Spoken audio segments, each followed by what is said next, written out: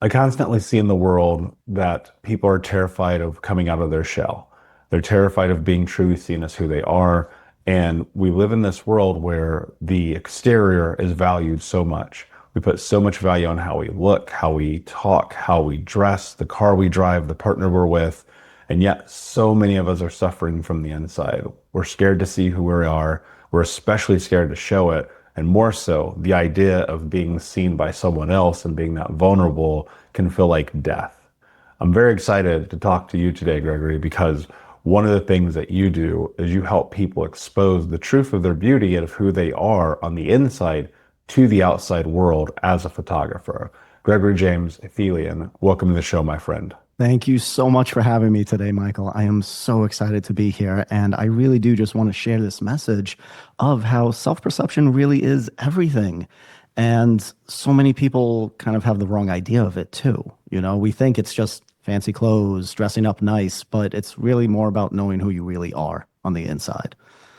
Yeah, so one of the things I have shared a little bit here over the years is that I was a professional award-winning international wedding photographer for a brief period of my life of about 7 years.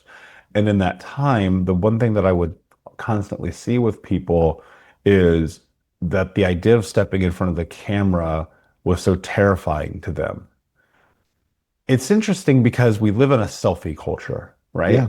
We live in a culture of let me put myself in front of the camera, and yet to be seen vulnerably without all of the, oh, I don't know, all the forethought process that an individual puts in, it feels very scary. I mean, it's scary to see yourself. A lot of people are afraid of that. A lot of people are afraid of that kind of person that's like deep inside that we want to let out, but a lot of times we don't. And we just mask it with all these other things because of everything that we go through in life. And it's kind of a shame.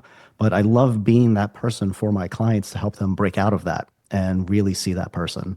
Yeah, and I'd imagine you have, I think about these journeys is always, they always start with ourselves, right? Oh, yes. And there's a requirement, I think, that if you want to help other people do the thing that you're doing, you've had to have done it yourself. So I guess really my first question, because I love the exploration that we're about to take. Yeah. Because as a former photographer and as a seeing firsthand, which, I can sit here and co-sign everything well, hopefully everything we're going to talk about today, that I get to co-sign it is because I lived it and I saw it in Yeah. my clients, thousands of people, and I saw it in all of these experiences of people letting down their guard, seeing who they are, and sometimes loving it and sometimes not, and that being like the reality of it. But for me, it was when I started getting in front of the camera, I was very young. I was like Mhm. maybe 9 or 10 years old the first time that I had a camera in my hand, and it just changed the trajectory of my life. And so I'm just curious, just background and context, Yeah. what has that journey been like for you? And how do you end up becoming this photographer whose whole mission is to help people build confidence and self-love? Oh my God. So yeah, there's a lot to unpack with this question. Okay. But I don't have that same kind of, amazing photographer journey that all these people do, where it's like you had that camera in your hand when you were really young and this has become your entire life. That was not me at all. I never even thought of photography as a viable option. I actually have a background in graphic and web design.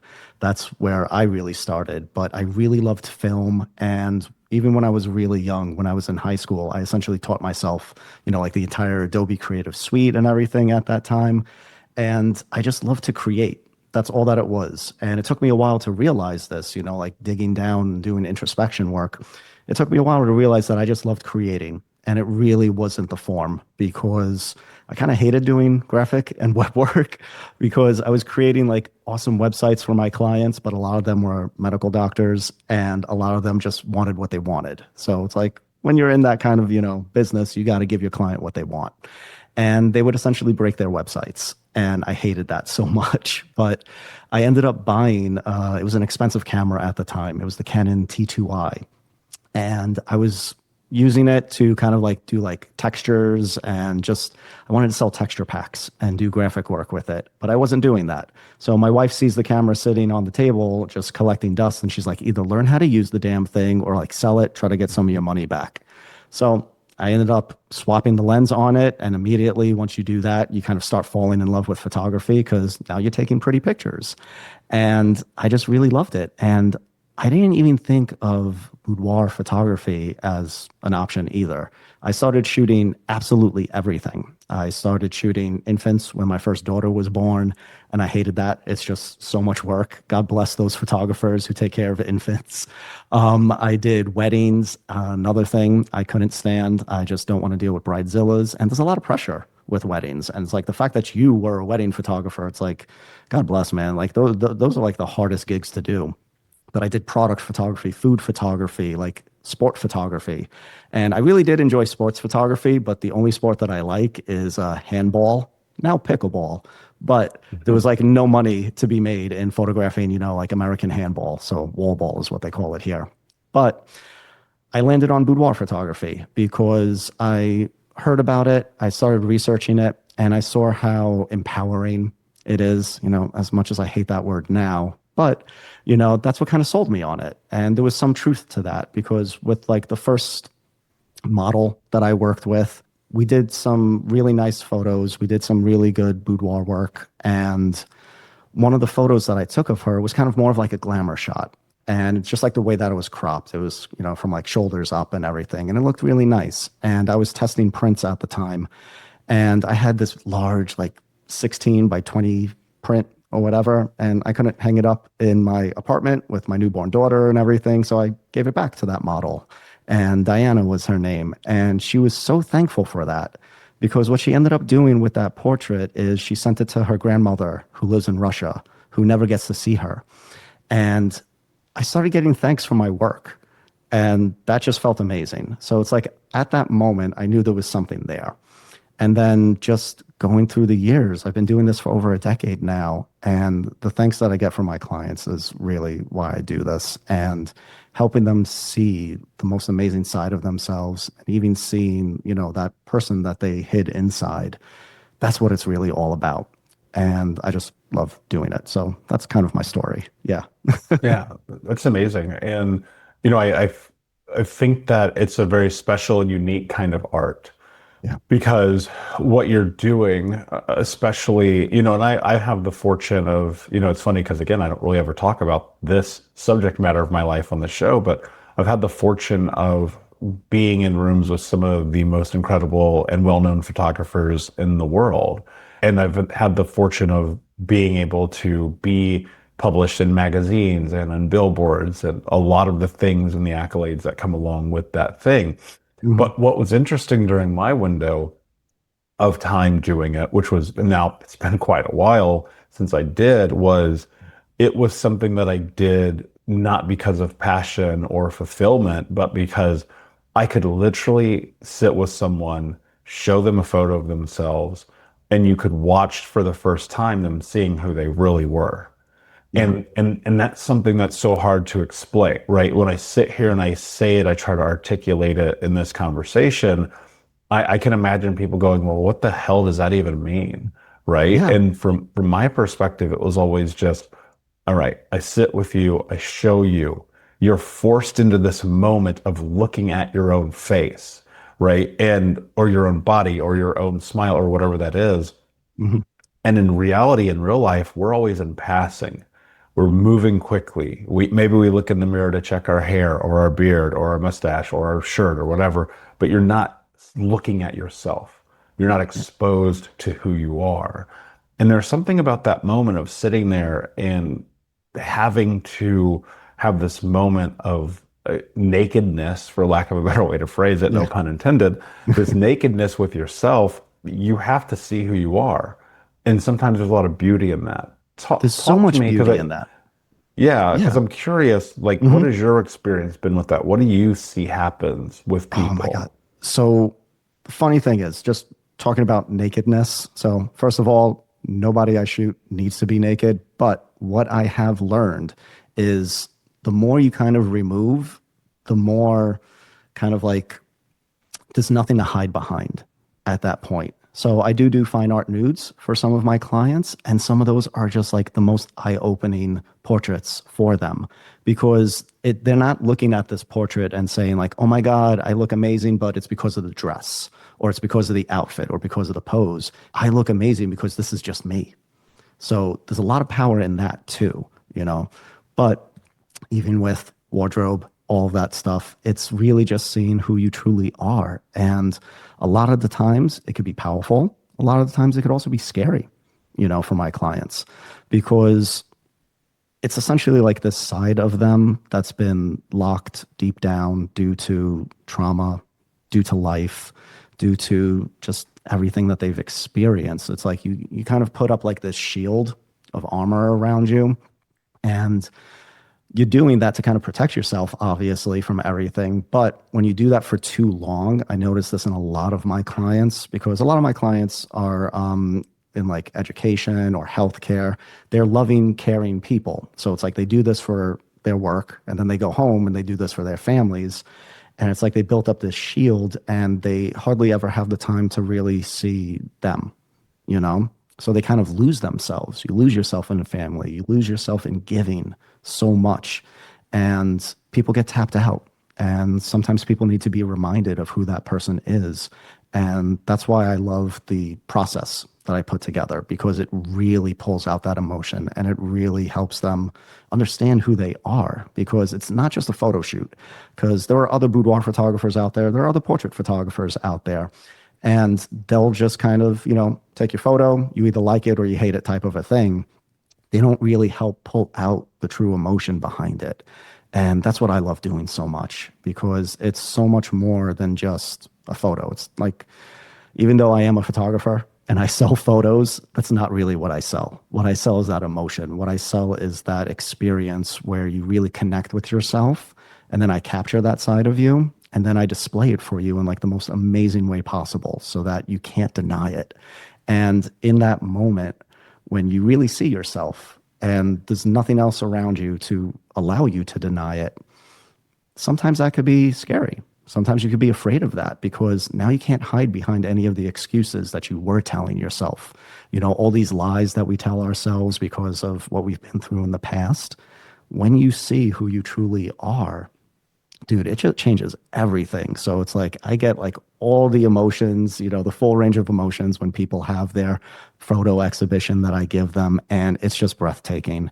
And it is something that truly is hard to describe in words, which is why I love capturing everyone's reaction because just their reaction, even when they're not speaking, it speaks volumes. You know, that's when you could really see it.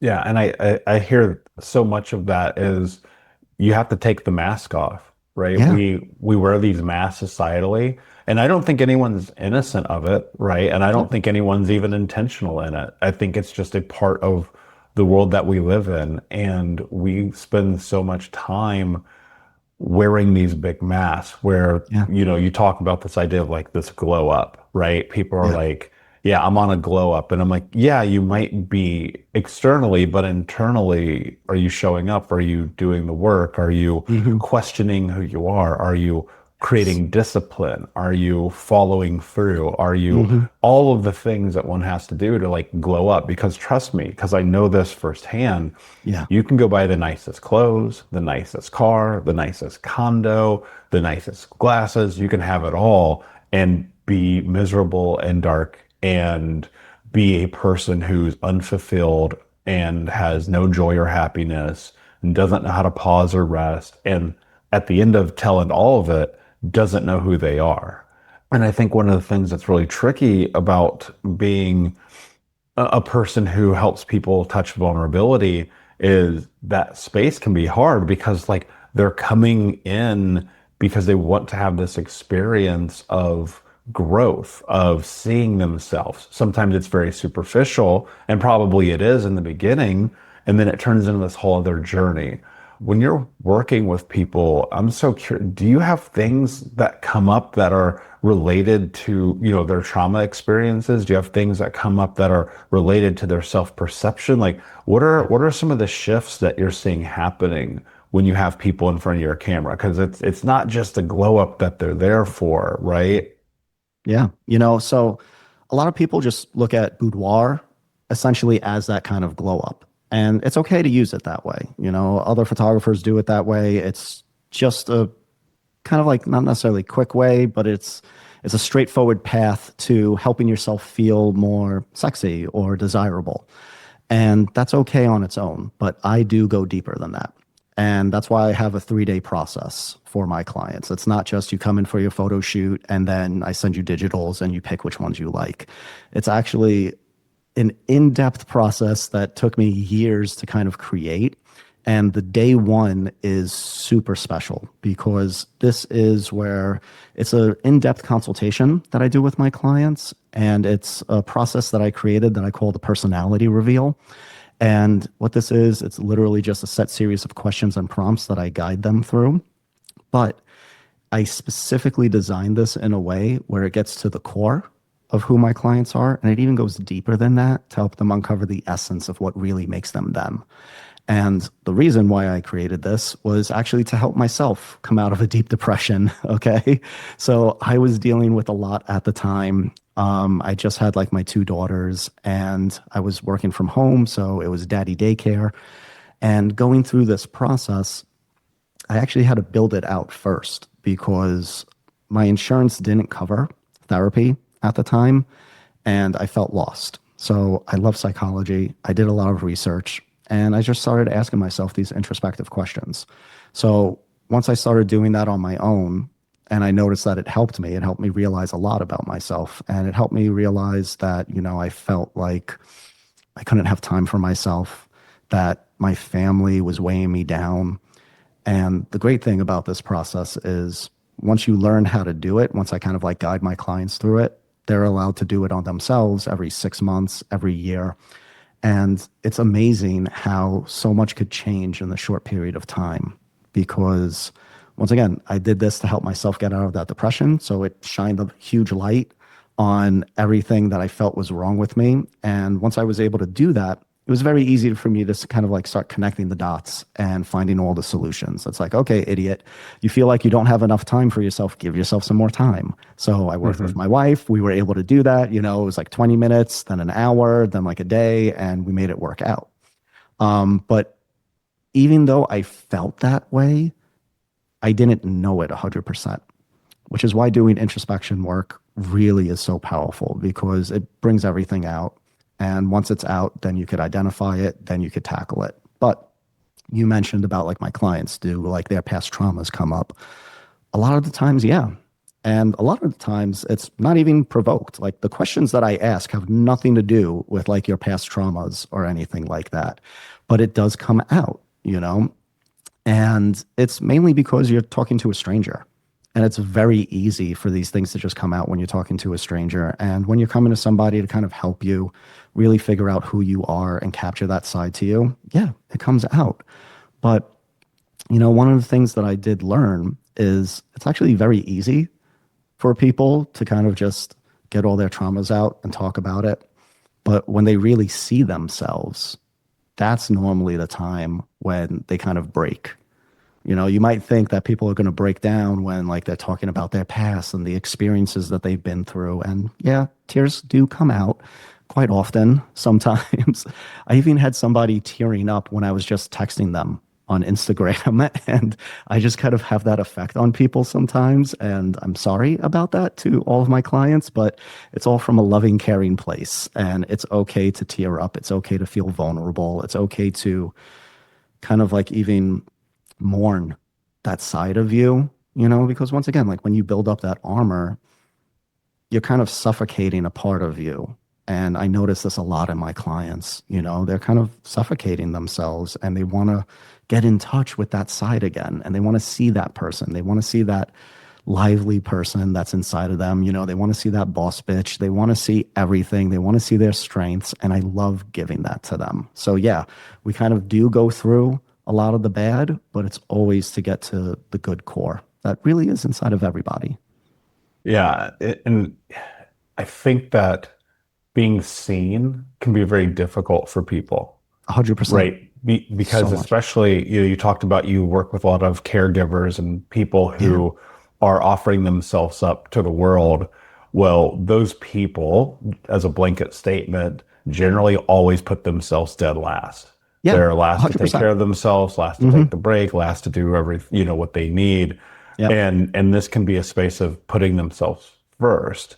it And is. being seen is a scary perspective for anyone in Yeah. general, right? When you're navigating that journey, like break that down. What Hmm. does being seen mean? Like, what does it look like in this context? What is the experience that people are having? Because when I think about it, and I sit here and I coach people, right? Yeah. So what I do is I sit and I have conversations with people. I give them the space to be honest. Like Yeah. that's the core of what it really is. And I think people believe that as a coach and this podcast host and the things that I've been doing for so long, that what I'm doing is I'm transforming people's lives. That's not true at all, right? I don't do that. People do that for themselves. I Yes. bear witness. And Yes. in that, I help them see possibility. For a lot of people, when they sit down with me, whether it be a pre-interview call or whether it be 6 months into a coaching program, what they're getting and what they're experiencing is something that they were denied.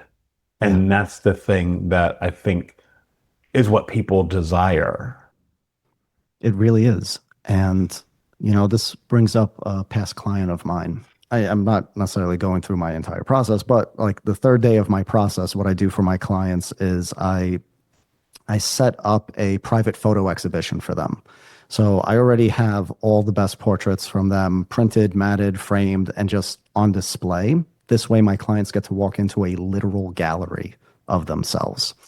And I had this one client, and she really kind of really put things in perspective for me on what I was really doing for my clients because as you know already, I like record everyone's reactions and I wish I kept the camera rolling for her. But she was just really into it and she was breaking down. She was in tears, but in a good way. And then when I stopped filming, she started saying something to herself, kind of like over and over. And like I leaned in and I overheard her. She's looking at her portraits and she's saying, I'm worthy. And she kept saying that to herself. And I'm just looking at her and I'm like, yeah, you are worthy. You're so much better than everything that you've been through. And she went through the worst in life. Like when she explained to me everything that she's been through, it was literally like all the worst things that you could imagine happening to a child, all the worst things you could imagine happening to a woman. And it seemed like it was never stopping for her. But once she saw these portraits and she started saying to herself that she was worthy, it's like, yeah, you are. And like, this is what it's all about. It's about feeling that worth. It's about feeling like you are more than. It's about feeling like, you're not broken. And it's just so powerful. And I don't even know if I answered your question fully with that. I kind of lost track, but I did want to bring that up because it's so much more than just photos when you do it the right way, and like you mentioned how you do your coaching and everything, that's literally kind of what I do, and I just infuse it with photography too. One of my consultations with a client went on as long as 6 hours. I normally schedule them for like 3 hours, but this one just kept going and you kind of don't even realize the time fading. It just went by so fast. And it was just a lot that we were going through, a lot that we were learning about her, a lot that she was learning about herself. And once again, I'm just kind of like that mirror for them. It's not me saying, oh, you are this, you are that.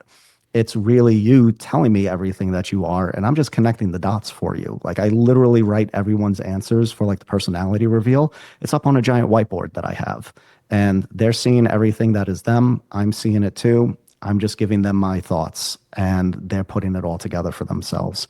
And from there, we kind of form, like 3 or 4 main character traits that really embody that individual. And that's what I aim to capture when we have their photo shoot. And that's what they end up seeing at the end. So, Yeah, and they ultimately get to be seen. One of the things that yeah. you said, I wrote down because I think it's something that needs to be walked into a little bit more. Hmm. You talk about this client who sees herself and she's saying, I am worthy. Yeah. Do you find that a lot of people feel unworthy in the world? 100%. So much. And it literally pains me because it seems like it's every woman. It seems like every woman who I talk to, every woman who comes to me and sits down with me and hears me out has been through some sort of trauma in their lives. Even the people in my life, like close to me, when I talk to them and actually get deep, it seems like everybody's been through something horrible. And it's a shame. And yeah, going through these traumas, going through these events, going through this abuse, you lose that sense of self-worth. You lose track of who you really are, because then you start defining yourself and you start tying your identity to, this trauma, this abuse, whatever you might have gone through. And you kind of become a victim in some way, shape, or form. When deep down inside, there's strength in there, and there's something bigger, something deeper for you. And I help kind of just get you back in touch with that. When we look at ourselves, though, it's so difficult because this is human nature. Yeah. And this is one of the things I've never been able to quite pinpoint. I feel like I'm pretty good at pinpointing most of the reasons why, as humans, we do the things that we do. Hmm. The one that I have struggled with over the years is, why do people always find themselves geared towards their flaw and not the things that make them fantastic? And my thesis around this is, it Hmm. comes from school, right? It comes from childhood, elementary school, community, people around you, where it's never good enough. You're always rated. You're always in comparison with the other kids. You're always being put up either on a pedestal or taken off of one. You're never really given the space to just be you. And Yeah. so instead of, seeking the self-approval of, hey, this is who I am, accept me as who I am, we nitpick, we look at our flaws, we go for all the details, right? And we miss out on that really key part, which is our power.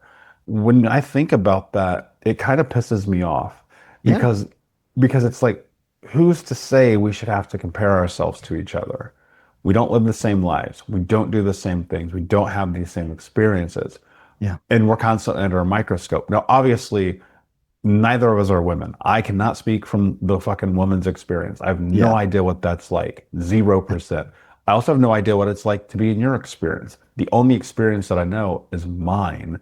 And Yeah. I used to be this very, very detail oriented person, but the details were always about the things that weren't good about me, that I Yeah. perceived as not good about me, that I looked at that were like, oh yeah, you could be better here, or this is a Hmm. problem, or that's a problem. And it's so much of like not stepping into strength and Yeah. power and this ability to be yourself. And I think that's just stripped away at such a young age. And It now more than is. ever, especially Yeah. with the microscope of social media. And there are days literally where if it weren't for my team having our social media and taking care of it, I wouldn't have it at all. I would Yeah. delete it all. The Yeah. only thing that would exist would be this podcast, Yeah. because the scrutiny you are under for being a human being, mind you, by people who would never say it to your face, Yeah. is mind-boggling to me. Yeah. And so it doesn't matter. You could have the perfect relationship. People will find your flaw. You could have an amazing body. People will find the flaw. You could just be trying to be nice and help people. People will roast you to death just for being kind. Yeah. And so we live in this space where it's like, it is a flaw forward thinking society that is based on the backside of you never being good enough. How do we help people find their power? Like, how do you really, and Yeah. I don't mean that in this No. superfluous way, this superficial way, this way that No, people you mean talk it in the about power, real but I mean, way, yeah, you like, how the know? fuck do you like care about yourself enough to go and do what you need to do? That I to me love is this. power. I love this so much because a lot of people do not talk about this enough. And yeah, why is it so much easier for us to talk about our weaknesses than our strengths? This is actually like one of the questions that I ask my clients during their personality reveal. I ask them to list out their strengths, list out their weaknesses. 9 out of 10 times, it's always easier for people to just dump out their weaknesses. And we always have to kind of circle back to their strengths. Okay. The reason why I believe this is because, yeah, you're 100% right. It is kind of how like we grow up and we're constantly always told what we're doing wrong, what's wrong with us, how you need to be quieter, how you need to be this way, how you need to be that way, whatever it might be. And it's a shame, because then we start telling ourselves that. Once we hear it enough from other people, then we start believing it. And once we start believing all the negativity, once we start believing that people are saying this is a weakness of mine, now we start identifying that as a weakness of ourselves. And we forget about the strengths. It's very easy for us to forget about the strengths when we're just caring about other people and not caring about ourselves. So we're constantly focused on doing for everyone else, trying to live up to everyone else's standards when we're not taking the time to be like, okay, what the hell are my standards? How do I want to live? What's the life that I want to do? And that actually is something that I kind of helped a couple people figure out for themselves through this process.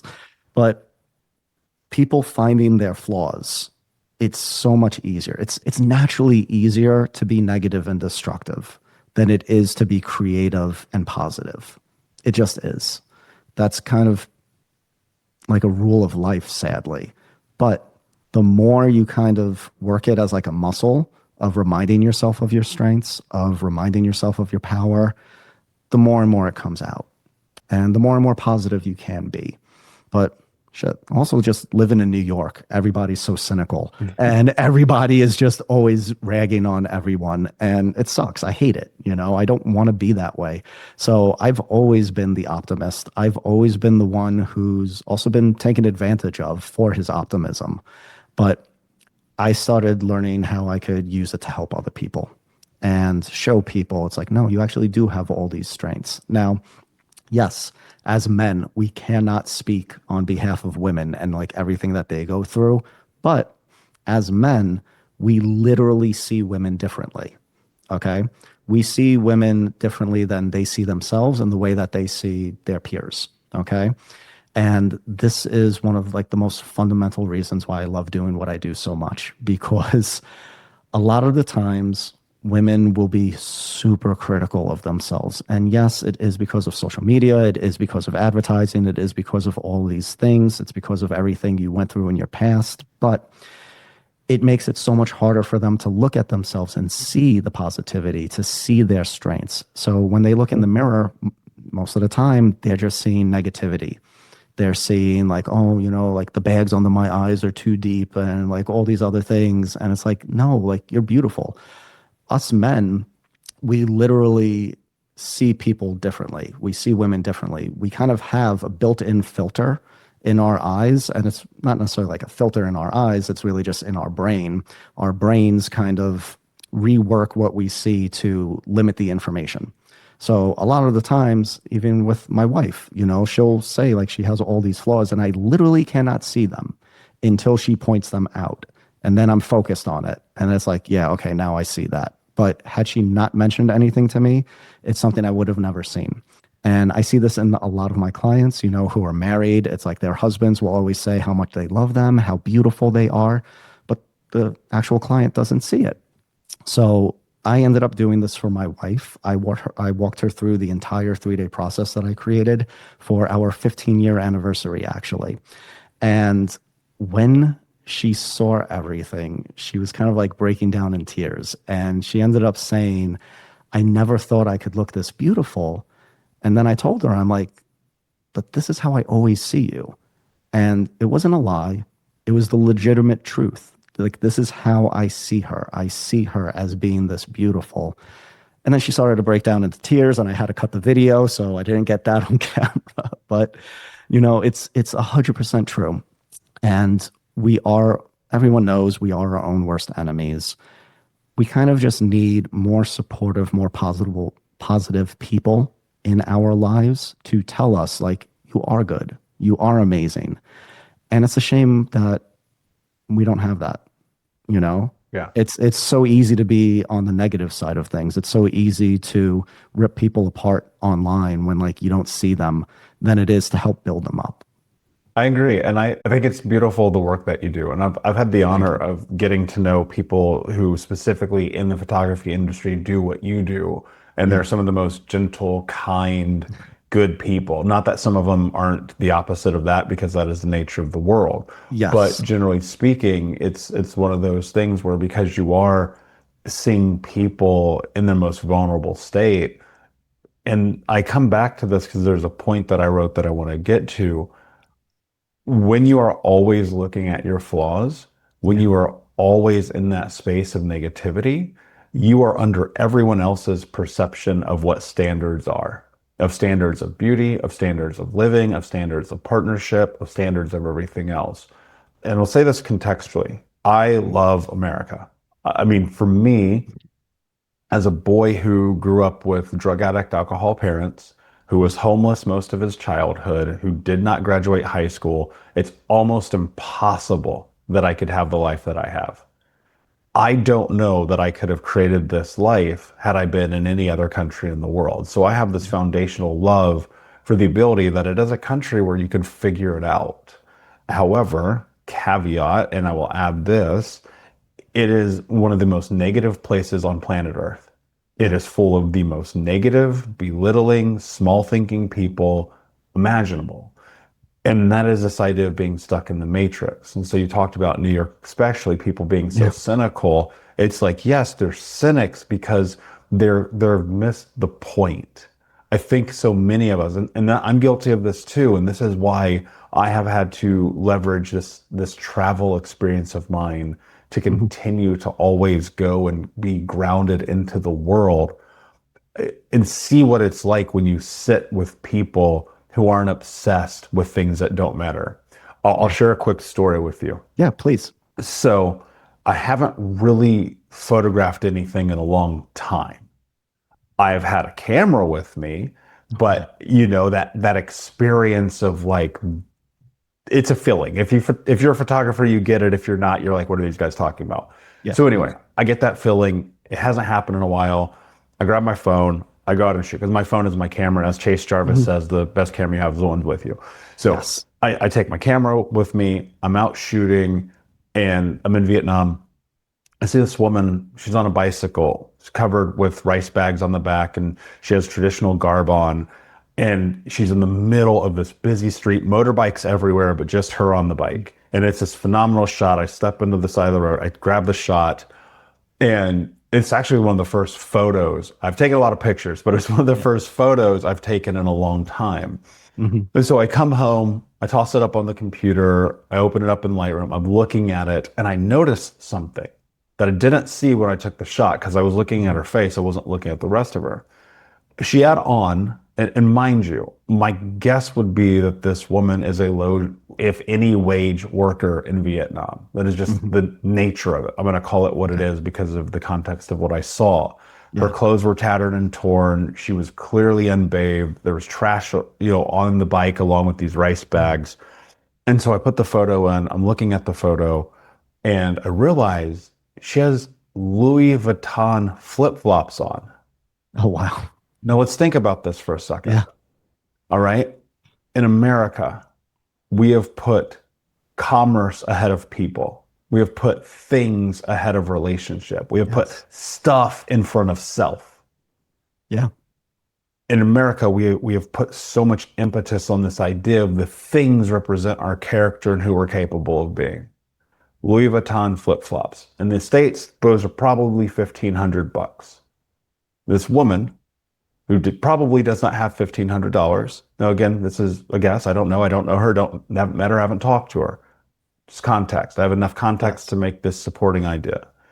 She has on Louis Vuitton flip flops. Chances are they're probably not real. Who cares? If they were real, maybe they fell off the back of a truck. Who cares? Mhm. She paid $1,500 for them. Who cares? Don't know. But what I do know, and the reason that I'm saying this, is because when I travel the world and I'm in places and I see people in the nature and the core who they are, those flip flops, whether they're Louis Vuitton or not, have nothing to do with their core because they don't actually care here. Yeah. Like, that's the thing. They don't care. They don't care what Yeah. you wear. They don't care how educated you are or are not. They don't care about the shoes on your feet. They care about the quality of the character of your person. Yeah. And we That's the have way it's supposed to be. and we have lost that. So when I hear this thing where people are like in depthly touching their flaw instead of the goodness of them, I'm like, why are you holding yourself to other people's standards? Trust me, I own Louis Vuitton shoes. They did not make me a better or worse person, Yeah. right? They did not change my life. They did not do anything for me at No, all no. that I my mean, Nikes can't do. exactly. The most that it can do is make you feel good for the moment, because it's like, oh, I spent money on myself. I treated I myself love to them, by the this, way. Look, for you know? context, I love them. They're the most comfortable shoes I've ever worn. Well, there you They're go. also a pair of shoes that I bought as a gift to myself, Yes, right? And I think that there's that element of it. But I guess because I have a little bit deeper sense of freedom, like I don't care if you like me because of the shit that I own. exactly. And that's where a lot of people fail because a lot of people build themselves up like, I have to have these things. I need to have that bag. I need to have that car. I need to have that status. And it's not true. Do those things make you feel better?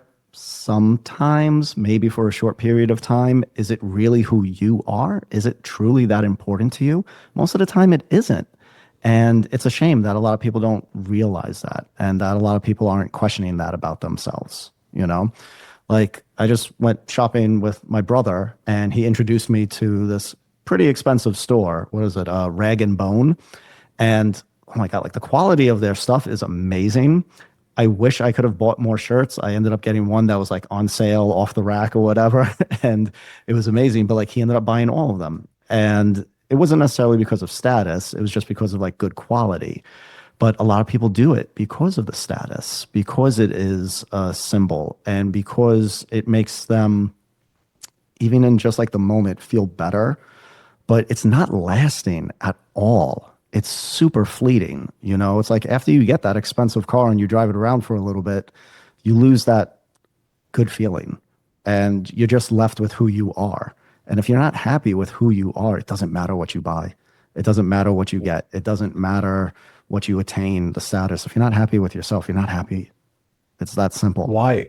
Why is what you do different? Because I hear you Yeah. say that, and then I think about someone having a portrait of themselves on their Hmm. bathroom wall, and I Yeah. go, yeah, but that's the same thing, but it's different somehow. It is different. So it's different in the way of my process because I really do help figure out who my clients are deep down. And once I know that information, then I could capture that. If I skip that part completely, I'll still take good looking photos of the person, but it's not going to hit the same way. They're not going to feel it. They're going to look at it and be like, okay, yeah, I look good, but they're not going to be like, oh my God, this is me.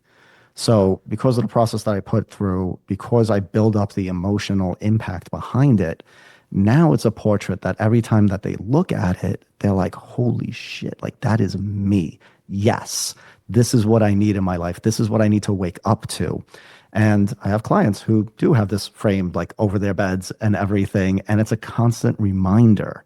Okay, that's what it is. It's not just like, okay, this is a good picture. You took this photo of me in this amazing looking, location or whatever. It's them.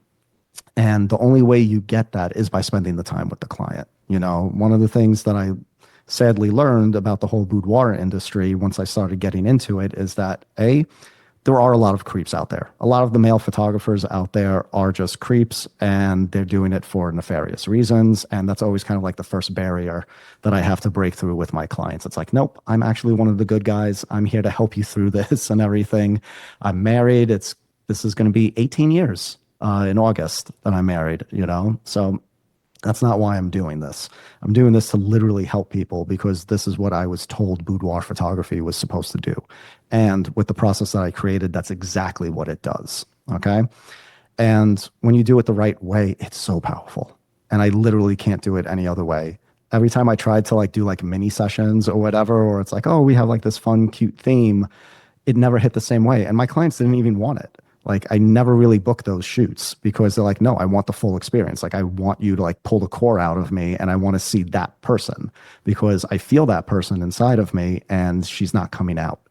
And once you're able to capture that, then it comes out. Now it's real. It's physical proof. It's on your wall. It's staring you dead in the face and you literally can't deny it. And when you get to that point, when you cannot deny who you really are, that's when everything really shifts for you. And that's like the whole power of it. Photography can be so powerful, and it's amazing because when like you think about it, it's like, it's just a photo. How powerful could it really be? But once again, when done the right way, when captured through, oh my God. So this is a quote that I love so much. And I used to have it hanging in my studio, and it said that beauty is simply reality seen through the eyes of love. Okay.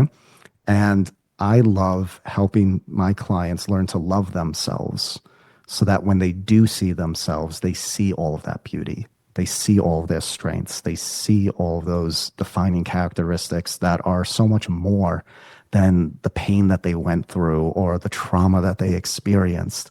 You are more than that. And you know that. You know that more than almost anybody because you've been through Mhm. everything. You've been through some of the worst stuff that a human being could go through. And you're on a better side of that now, and it's because you're in touch with who you are, correct? Yeah, and I mean, it doesn't mean that I'm always not questioning, Yeah. and No, oh, I think please. that I question there's myself all the time. yeah, and there's always I think here's how I kind of framed it. I was Hmm. talking to someone the other day, and it's like when you open this door to whoever it is that you are for the first time. Hmm. Some people do it when they're very, very young, which I find to be incredibly rare, unless they have a very supportive environment. Hmm. Most people do it late 20s, early 30s, but the vast majority of people I see do it doesn't come until the 50s. But regardless of all of that, the Yeah. point is the thing that I see in people is that when they open the door of choosing to figure out who they are, the process daily is will you walk through the door again? Because once you see it, it can't be unseen, right? It's the Yes. thing that can't be unseen. Yeah. And so when I'm sitting across and I'm working with someone and they're in this moment of self-discovery and introspection, the thing that I try to tell them is it doesn't matter what happened in the past. And the reason why I say that is because we can't control the past. We can't change the past, but we leverage it and we allow it to be the reason why we're stuck. We allow it to be the reason why we can't have the things we want in life, whether consciously or subconsciously. But the Hmm. game becomes, okay, now I see myself for the first time. I understand and I can have awareness about those things that happened in the past. The real question becomes, even with all that information and data, can I go through the door again today? Yeah. And that's when I have a portrait of myself that I had a friend do.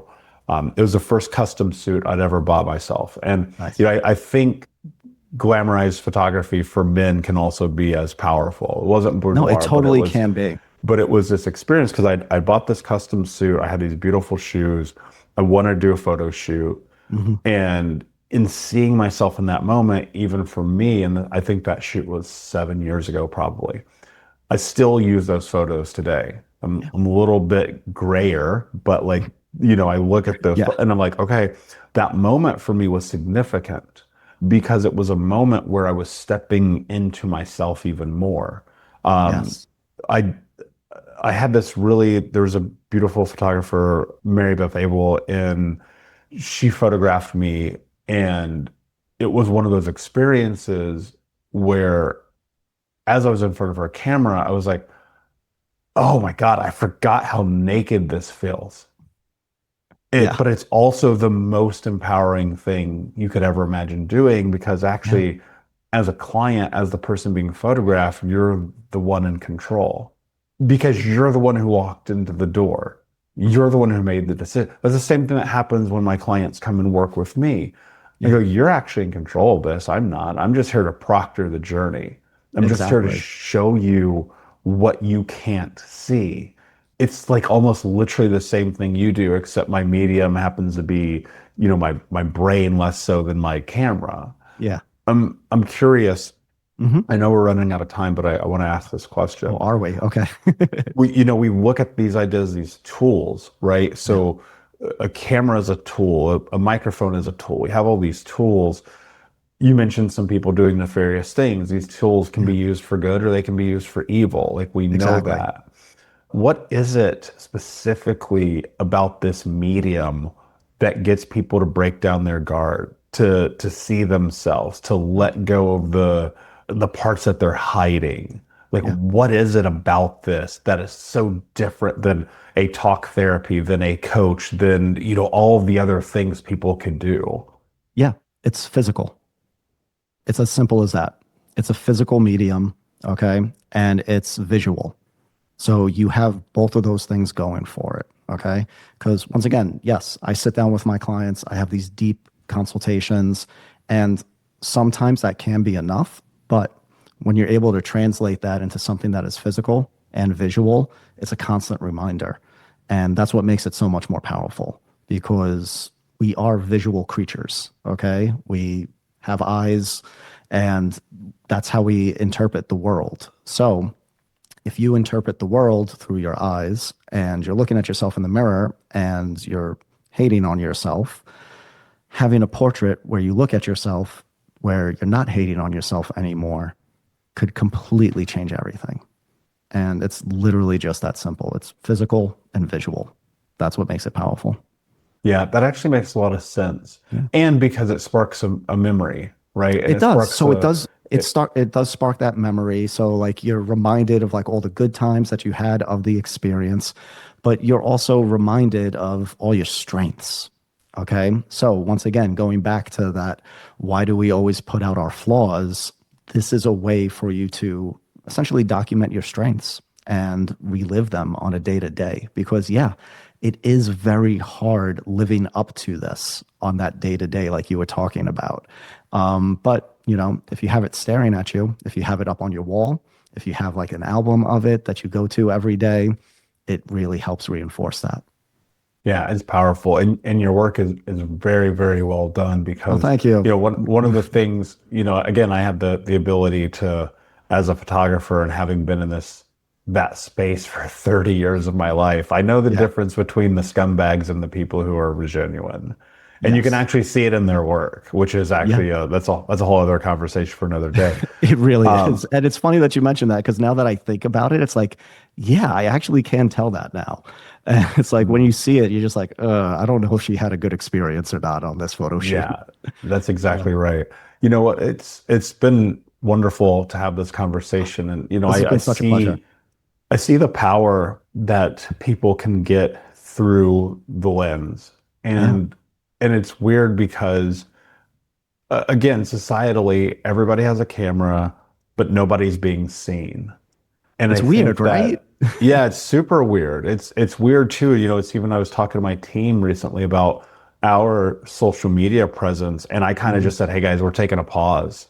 Yeah. Like we're pausing all of it because it feels so gross to me right now. Even as even the content we're putting out, I'm like, why are we doing this? But it's something I've always struggled with the social media because as soon as I get on it, I hate it. And this is why I really don't post that often. And it's hard for me to post because it does feel icky. It does feel like I don't know. I never liked social media. So it's like if you go through all of my channels, it's all just business related. And I'm working on making it better as much as I can. I do suffer from perfectionism, so it's always hard for me to put something out, but I'm looking to just get stuff out there that talks to people. That's what I'm looking to do Yeah. now. And it's like once you Well, kind of have that shift, that's really what it's about.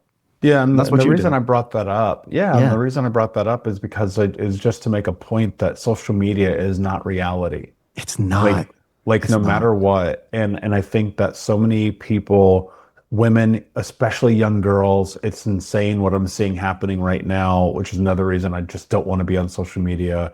The glorification of children, it's all a fucking nightmare to me. It And is.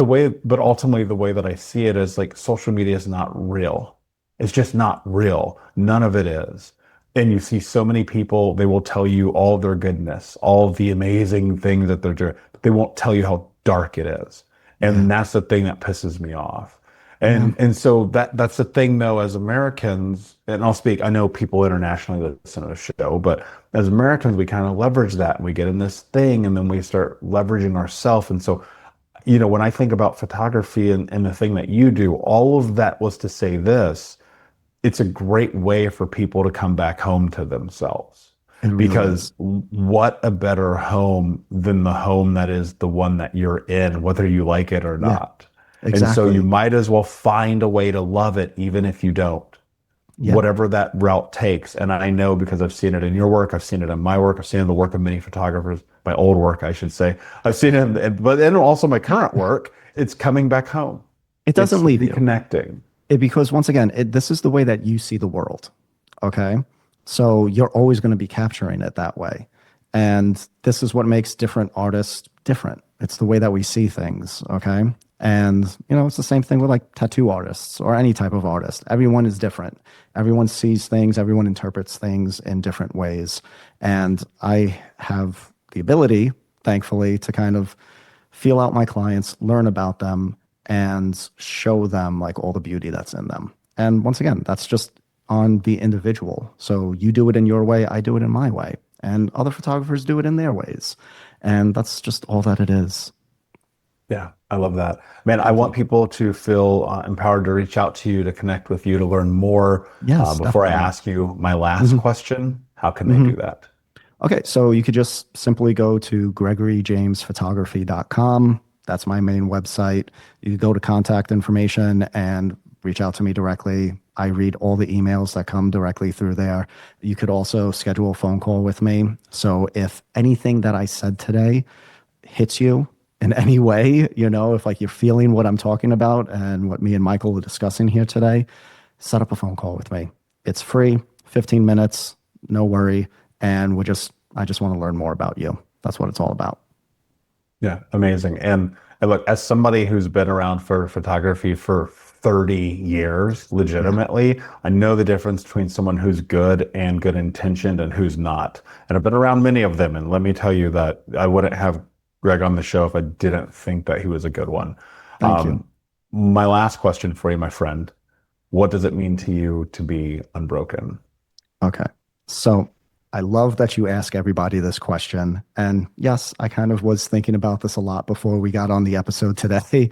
But in all honesty, being unbroken to me really just means knowing.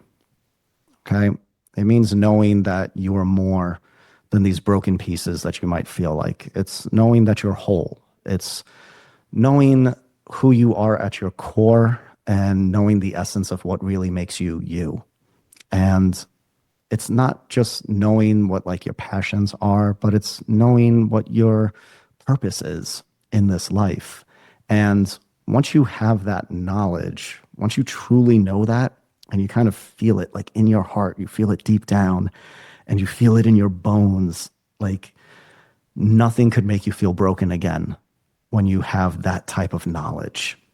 It could really, it just elevates you in so many different ways. And it's also knowing that you're not alone in all of this. We're all going through shit like this. And it's knowing that it's okay to ask for help. So that's what being unbroken means to me. It's really just having that knowledge of who you are and living it. Beautifully said. And I think Thank you. asking for help can be one of the most difficult things that we do, but it can also Yeah, be the thing that changes your life. As it said, really thank is. you so much for being here. Thank you Unbroken so much Nation, for my having me. friends, thank you for listening. Please share this with someone if it has impacted your life in any way, because remember, every time that you do, you're helping other people walk their path of being unbroken. Take care of yourselves, take care of each other, and until next time, my friends, be unbroken. I'll see ya.